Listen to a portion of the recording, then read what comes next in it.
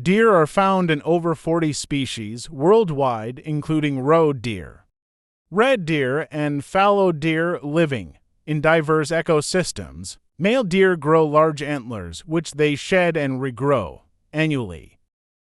This process is often a sign of their health and vitality. Deer are herbivores, feeding on grass, leaves, twigs, and fruits.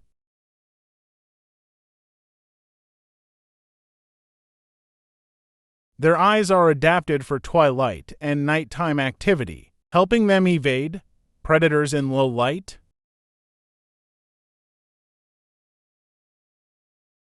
A deer can run at speeds of up to 65 kilometers per hour, making quick escapes when threatened. Deer form strong social bonds and typically live in herds, providing protection against predators. Female deer, called does, give birth to fawns that are often referred to as Bambi. Fawns camouflage themselves in grass during their early weeks of life. Don't forget to subscribe and like. Stay tuned for more.